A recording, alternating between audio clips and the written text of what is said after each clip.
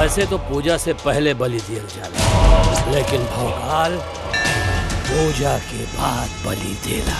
नमस्ते प्रणाम, आप सब देख रहल बानी भोजपुरी प्लस। त आज के ई खबर लेके आयल बानी भूचाल फिल्म के ट्रेलर के रिव्यू। जी हाँ, जो नाम में सत्येंद्र सिंह, निधि झा यानी कि लुलिया और साथ में बाड़े राज प्रेमी जी ई फिल्म के मुख्य किरदार।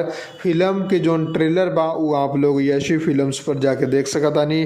डायरेक्टर बाड़े राजू चौहान और एक प्रोडक्शन हाउस बा आर्ज फिल्म्स। जी हाँ, फिल्म के जोन प्रोड्यूसर बाड़े उनकर नाम बा अंजलि, मिंकू सिंह, प्रदीप कुमार और शब्बीर अहमद। तो जोन ई ट्रेलर बजा के आप लोग देख सकतानी। निधि झा यानी कि लुलिया आप लोगन के बहुत ही बेहतरीन काम के लिए बाड़ी और साथ में राज प्रेमी विलन के भूमिका में बाड़े। साथ में बाड़े सत्येंद्र सिंह जो कि मेन हीरो के भूमिका में बाड़े। उनकर भूमिका अगर छोड़ दियल जाओ तो बाकी सारा कुछ मस्त बा। और स्टोरी के बात कल जाओ तो स्टोरी उहे बा, एगो गांव में दबंग बाहुबली बा और ओकरे सब जगह राज चलेला और ओकरे एगो गरीब घर के लइका चैलेंज देवेला, जो कि लगभग आप लोगन के 20 साल से भोजपुरी फिल्म में इहे सब देखेला मिलेला।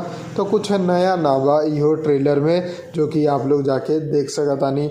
बाकी साफ सुथरा ट्रेलर तो बनावल गेल बा, कोनो अश्लील गाना चाहे अश्लील सीन ट्रेलर में ना दिखाल गेल बा। बाकी फिल्म जब रिलीज हुई यूट्यूब पर चाहे टीवी पर, सिनेमा हॉल में तो आवे के अगर चांस बिल्कुल भी ना बा, कैसे कि कोनो बड़ा नाम ना बा है मेन हीरो के तौर पर।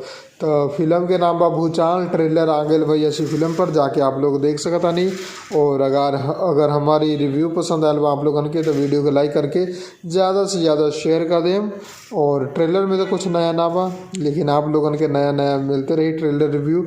वह चैनल के सब्सक्राइब करके बेल आइकन जरूर दबा दें। जय हिंद, जय भोजपुरी, प्रणाम।